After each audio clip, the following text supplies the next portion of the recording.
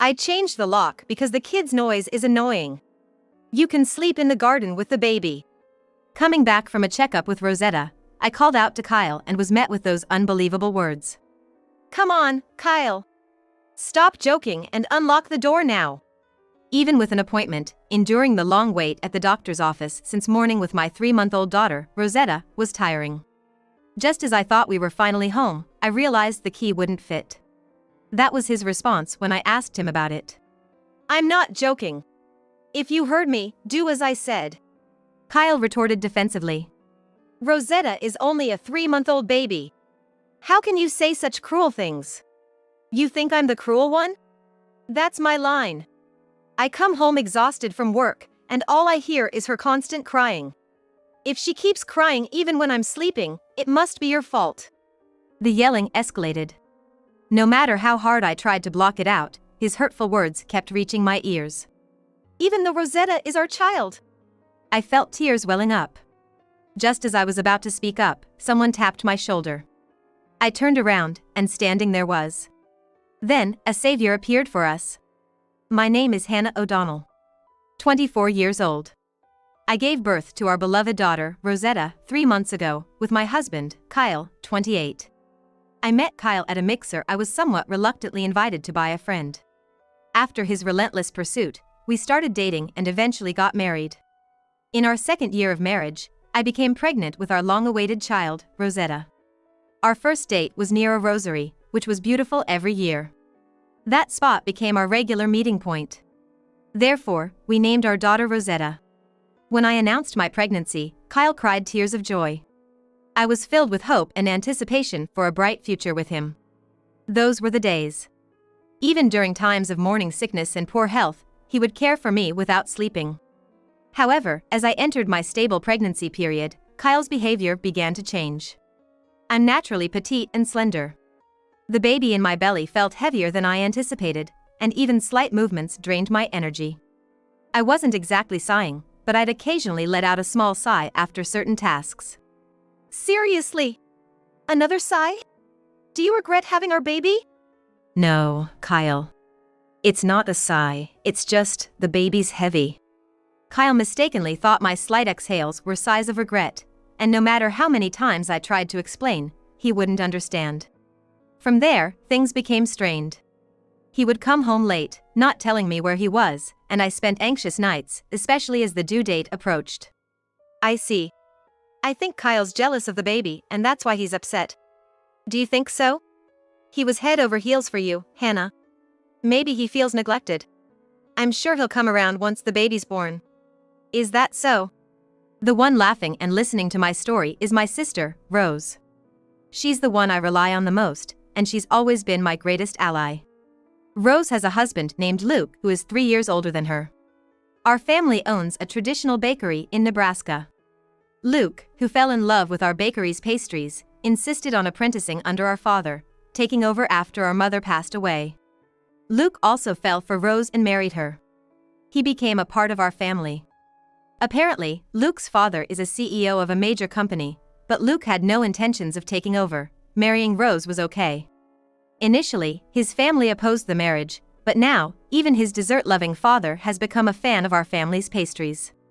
I haven't met Luke's father yet, but I've heard he's a strict businessman. Sorry for the detour, but I had been discussing Kyle's recent behavior with Rose. That said, I wasn't staying with my family. My traditional-minded father wasn't thrilled about my whirlwind romance that started at a mixer, so I kept my distance from my family home. For that reason, most of our talks were either when Rose visited me or via video chat. That day, as the baby was due soon, I received some traditional pastries and had Rose come over. Kyle had always enjoyed the pastries from my family's shop, so Rose was like, why not use these to get on his good side, and gave some to me. I received a cheer from Rose, saying like, good luck with making up. As I was feeling well that day, I made some of Kyle's favorite dishes and planned to enjoy the pastries after dinner, setting them on a small plate and waiting for him to come home. Around 9 o'clock, I heard the sound of the front door unlocking, and for the first time in a while, I went to greet him to the entrance. Welcome home, Kyle. Tonight, you know. As I approached the entrance, I was taken aback. Kyle, completely drunk, was brought home by a group of men and women. Moreover, Kyle was clinging on to one of the women's shoulders. "Kyle, we're here. Come on, let me go." The woman seemed a bit tipsy and didn't seem to notice me. "What a lovely house. It's so nice." She looked around curiously after laying Kyle down on the floor. "Who are you?" "Whoa! You scared me!" "Oh, I'm sorry, I didn't mean to. Why are you in Kyle's house?" "Oh, are you the housekeeper?" "Hey. Isn't that his wife we've heard about?" "Housekeeper? His wife they've heard about? Who are these people?" With my mind filled with questions, I tried to raise my voice just a bit. "I'm Kyle's wife. It seems like you've brought my husband home. I appreciate it."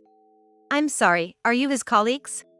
The woman, either misunderstanding or just not caring, glanced at me and started saying something. "Oh, so you're the wife. Kyle has been complaining, you know? Said you're quite the nag." "Hey, stop that. Sorry about her. We're Kyle's team members. We went out for drinks and he got a bit too much. We'll be going now. Goodbye." The man, perhaps sobering up, quickly grabbed the woman's arm and hurried out. Even though I didn't think they're much younger than us, I was taken aback by how lacking in common sense these young people seemed to be. Though, when it comes down to it, Kyle, passed out drunk on the floor, was probably to blame. I prepared a glass of water and tried to wake Kyle up. "Kyle! Wake up! You'll catch a cold sleeping here." But all I got in response was some mumbling, and he showed no signs of waking up. With my baby bump, there was no way I could carry Kyle to the bedroom. So, I fetched a blanket, covered him with it, left a note on the dining table saying heat it up if you're gonna eat, and decided to rest in our bedroom for the baby's sake. I must have fallen asleep soon after I hit the sack, because I was jolted awake by a loud noise. The sound came from the dining area, so I got up, holding my belly protectively, to see what was going on. To my horror, the dinner I'd prepared for Kyle, as well as the pastries Rose had brought, were scattered messily across the floor. And there, slumped over the table and muttering complaints, was Kyle. "What time do you think it is? Making all that racket is gonna bother the neighbors. Huh? Look here, I've been working hard for you, all right? How can you talk to your husband like that?" Kyle, still sounding drunk and slurring his words, raised his voice. "I'm not saying you shouldn't drink, but our baby's coming soon, remember? Weren't you over the moon about it? What's gotten into you tonight? I made all your favorites and waited for you, and you go and make this mess. Come on, Kyle. You're gonna be a dad." I couldn't help but let my emotions spill over, and before I knew it, I was sobbing as I pleaded with him. But my feelings didn't seem to get through to Kyle. He just shouted like enough, and stormed out. We remained distant and misunderstood each other, and eventually, I gave birth to our daughter, Rosetta. I wished he would remember the times when we first met. I named her Rosetta, partly in hopes of that, but Kyle never held her. Rose was the one who was there for me during the delivery. Rose loves kids but couldn't have any of her own. That's why, taking a cue from Rose's name, I named our daughter Rosetta, hoping she would be loved by Rose as well. Rosetta has a heartwarming smile, and her laughter and smiles became my anchor. However, her crying at night was intense, and I often found myself protecting Rosetta from an enraged Kyle, not getting a wink of sleep. "If she cries and fusses in the middle of the night again, I'll kick both of you out." I'd gotten used to hearing such threats. But this can't go on. It's not fair to Rosetta. I had also prepared for the worst-case scenario in the back of my mind. Then, 3 months passed since Rosetta was born. Today was her checkup, so I spent my morning in the waiting room of the clinic. Even though I had an appointment, I had to wait for about 40 minutes. After the checkup, I was completely drained from the lack of sleep, and I felt totally beat. "Rosetta, we're finally done. Let's head home and rest." I hurried home, talking to Rosetta all the way. "We did great, didn't we? We're home now. All right, let's just, huh?" I reached the front door and tried to unlock it. "Won't it fit?" I tried to insert the key into the lock, but it wouldn't go in no matter how many times I tried. It just wouldn't open. It worked just fine when I left earlier. I reluctantly knocked on the door. I knew Kyle was home since it was his day off.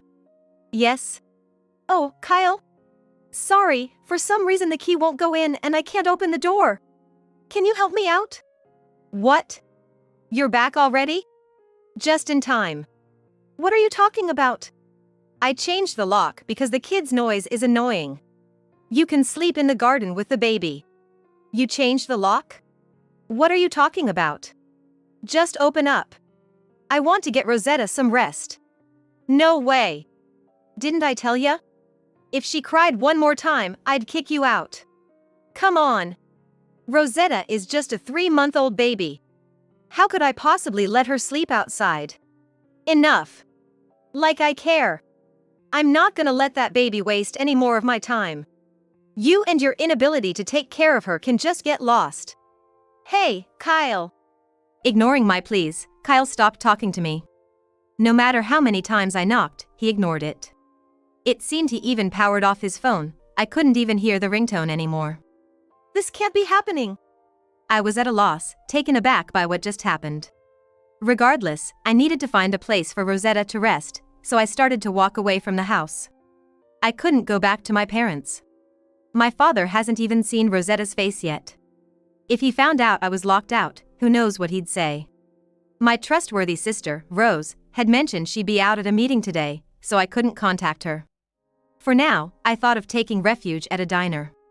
However, exhausted from the lack of sleep, I stumbled. Then, "Hey lady, are you all right?" When I turned around, an elderly man stood there with a concerned look on his face. A bit further, there was a black car parked. "I promise I'm not a threat. I was driving by and saw you stumbling. I got concerned and thought I'd check if you're all right." The man had apparently gotten out of his car to make sure I didn't find him threatening. "Thank you." As I began to speak, tears started to stream down my face. "It seems like you're having some troubles, especially with a baby in your arms. Come on, get in the car. I have my female secretary with me." As the man raised his hand signaling, a poised woman stepped out of the car, took my bags, and gently guided me to get inside. He was like, "I can't believe this is happening." Once in the car, my embarrassment gave way to concern for Rosetta, and I recounted the whole incident to the man. The woman, whom he referred to as his secretary, handed me a handkerchief. At the same time, the man presented his business card. "I'm George O'Connor, the CEO here." "Mr. O'Connor, wait, what?" Seeing his business card, my eyes widened in surprise. After listening to my story, George spoke up. "Take care of this, okay?" When George said that to his secretary, she picked up something and nodded, saying like certainly. I decided to call Kyle again to negotiate. And after what felt like dozens of rings, he finally answered. "Geez, stop calling. I've told you, you're not coming back in. Just find someplace to sleep with that kid." As expected, he wasn't going to let us in. So I replied like this. "All right, got it. Just remember, wherever we sleep, no complaints from you." "Wait, what?" With that, I hung up. We then began to drive away in George's car. If this is how you're gonna be, I won't hesitate for Rosetta's sake. In my heart, I murmured, preparing for the worst-case scenario I had in mind. "Hannah, are you okay? I'm so sorry. I should have come with you to the doctor's appointment." Looking frantic, Rose burst into the room. "You should have called the shop." "Rose, I'm so sorry for worrying you. And for dragging Luke into this too." "Don't say that. Rose's precious sister is also important to me." Having said that, the person who came with Rose was Luke. I was so surprised when I got the call from Dad. "Thank you so much, George, for helping my sister and Rosetta." Oh, I never imagined that the person I'd called out to was Rose's sister, Hannah. Something turned out. The world is a small place. The man who approached me was none other than the father of Luke, the husband of my sister Rose. I was thinking of visiting with Rosetta once things settled down, but I never thought our first meeting would be like this. And where Rosetta and I were, believe it or not, at George's place, for Rose, it's her father-in-law's house. I was brought to George's place by car, and they let Rosetta rest in a bed. While I was talking about my family, it turns out that Luke, who married Rose, is George's son. George was passing by in a car to pick up some traditional sweets for his valued customers and noticed me. So, George contacted Luke, who then rushed over with Rose. "So, is it true? Kyle locked you out of the house?" "Yeah. I can't believe he told me to sleep outside when Rosetta was there." "Babies cry all the time. It's unacceptable. I nod slowly. I told everything to Rose and Luke. Why would he go to the extent of changing the lock just to kick out Hannah and Rosetta? What do you mean? If he just wanted to get rid of you because of Rosetta's crying at night, he could have just put on a door chain, right? He's at work during the day, so you wouldn't run into him. Means he has a reason for not wanting Hannah and Rosetta in the room. If only we could see inside the room, we might get some clues. Oh. We can see the living room. There's a baby monitor camera I installed for Rosetta. Recalling, we all peered into the camera connected to my smartphone. What's this? So, that's what's going on. How inappropriate. George, who had been silent, frowned in confusion. On the screen, Kyle was seen playing with a woman in a compromising position on the couch. I recognized that woman. She was the young lady who once introduced herself as Kyle's team member and brought a drunk Kyle home. I can't believe it. Blaming Rosetta's crying at night and kicking us out for this. I was seething with anger, and my body started to shake. I'll never forgive him. I've decided to take action against Kyle. It had been a week since Kyle kicked me out and I hadn't returned home when my cell phone rang. It was Kyle. I didn't want to hear that guy's voice, but I thought I might get an entertaining reaction, so I answered. Hello? Long time no talk. Hey. What the hell do you think you're doing? You call out of the blue and don't even greet me? That doesn't matter. Why the hell are you sending an attorney after me? Talking about divorce and paying compensation, have you lost your mind? Oh? You've heard from the attorney, right? Child support for Rosetta. You'll be paying it until she turns 18. But of course, the divorce comes first. Hold on. Why the sudden talk about divorce? Huh? You're the one who kicked us out. Yeah, I told you to get out, but I never said anything about getting a divorce. It's obvious that I would divorce you even without you saying it. I won't stay with a man who'd kick out his lovely daughter using the excuse of her crying at night just because he cheated. What? I never cheated. What evidence do you have? Are you stupid? The attorney is taking action because there's evidence. Don't think you can talk your way out of this. I'm not the same person who'd just listen and say nothing anymore. I firmly voiced my thoughts, asked the attorney to proceed with the divorce. At first, Kyle resisted, but with the evidence from the living room security camera and the confession from the other woman, he eventually accepted the divorce. We agreed to go through division of property. He also promised to pay the child support every month. If he fell behind, he agreed to pay the remaining amount in one lump sum as stipulated in our agreement. A while later, I got another call from Kyle. I've done my part for the divorce, all right? I'll pay the child support in no time. That's good to hear. Seems like you're quite confident about your finances, huh? Yeah. The CEO personally approached me the other day. He was like, I have something important to discuss with you soon. Man, my talent finally caught the attention of a major company's CEO. I'm definitely getting a promotion. Okay. So, I'm saying goodbye to a shady woman like you with a child for good. I'll find a better woman and live the high life. And with that, Kyle continued to get carried away with his delusions that hadn't even come true. How could someone who's done wrong expect such good fortune? Well, as long as I could get what's owed to me, that's fine. I certainly didn't want to be with a loser like him. All I need is my lovely daughter Rosetta. Several months had passed since I divorced Kyle, when I found myself in a certain place. Thanks for coming. What happened this time is unforgivable, both personally and for our company. I've looked into it thoroughly. Yes, I'm truly sorry for the inconvenience. Hannah, there's no need for you to apologize. If anything, you're the victim here. Make sure to witness everything. As George finished speaking, there was a knock at the door. Come in. At George's deep voice, a man entered, grinning and rubbing his hands together. Mr. O'Connor, I've been eagerly waiting for your call. Oh, you have a guest. It was my ex-husband, Kyle. Standing by the entrance, Kyle gaped as he glanced further into the room. Why are you here? He was flustered, but I simply stood up in his direction. It was a cold, detached gesture. Long time no see, Mr. Kyle O'Donnell. Remember, you're in front of the CEO. Why? His face turned pale, and he looked comically flustered, his mouth opening and closing like a fish out of water. Let me explain. This is Ms. Hannah Johnson. She's the younger sister of my son's wife, Rose. Small world, huh? Indeed.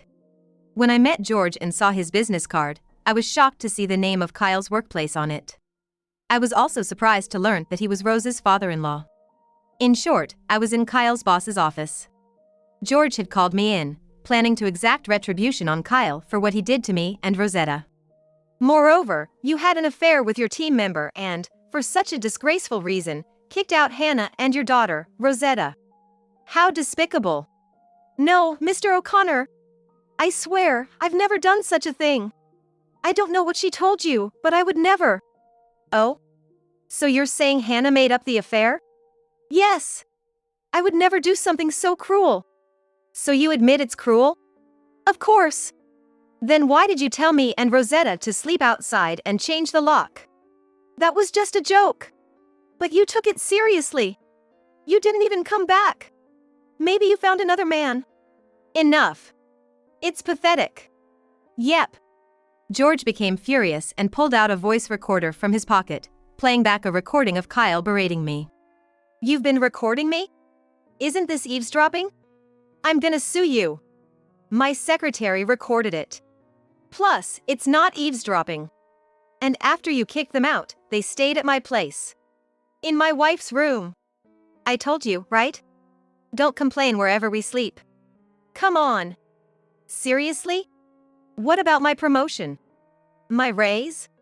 No way that's happening. After you betrayed us by having an affair with a team member. That's not cheating because... Why don't you just accept it? George. Mr. O'Connor saw the footage from the living room security camera. It was truly disturbing. And the woman you were with, Carol, admitted the affair and resigned. You pressured her into a relationship, didn't you? You said you felt lonely because your wife was cold to you, right? No way. My life's over. Kyle's dumbfounded scream echoed throughout the CEO's office. Thus, Kyle was personally reprimanded by the CEO, George, who is also my sister's-in-law. Anticipating a raise in promotion, Kyle walked into the CEO's office on cloud 9, only to find himself plummeting down to rock bottom. He had splurged his money on his affair partner, postponing the child support. According to the contract, he needed to pay the child support properly. Come on, Hannah. We had something special. Let's give it another go, huh? I promise I'll take care of the kid this time. Thinking we might reconcile and he could avoid the payments, Kyle tried to turn the tables. How dare you? What do you mean by kid? My daughter's name is Rosetta. Don't ever contact me again. It was outrageous. Regretting that I married such a person, I felt frustrated, ashamed, and profoundly sad. Ignoring Kyle's desperate pleas on the other end of the phone, I pressed the end call button, blocking him. Later, my attorney informed me that Kyle's dismissal haunted him, preventing him from finding a new job. Trying to borrow money to pay me, he couldn't get a loan from reputable sources. Instead, he borrowed from shady individuals. To repay his debt, he's working hard every day under their watchful eyes. I genuinely felt sorry for him. As for me, with the help of Rose and Luke, I managed to reconcile with my father and return to my family home. According to Luke, my father seemed to have been concerned about Rosetta and me, and he would quietly ask Luke like, how are they doing? When Rose informed our father of the recent events, he was ready to confront Kyle in anger. When I returned with Rosetta after a long time, my father had a stern look on his face, standing imposingly. But when Rosetta gave him a bright smile, he said in a soft voice like, nice to meet you. I'm your grandpa. He took her hand and, looking a bit shy, reached out for her, suggesting that I should let him hold her. We finally put our differences aside after years of not speaking. Now, my father is completely smitten with Rosetta, leaving his store in Luke's hands, buying toys, and spending time playing with her. Thanks to this, I can now help Rose and Luke at the store. George and his wife started visiting us more frequently, helping to take care of Rosetta. It turns out they share some hobbies with my father, and they often hang out. Rose dotes on Rosetta, acting as a second mom to her. Even Luke claims like I'm your dad, to Rosetta and showers her with affection. On days off, the four of us often go to parks. Brimming with love and care, Rosetta is growing up with a constant smile. I am looking forward to watching Rosetta's grow surrounded by my warm family. I live a contented life.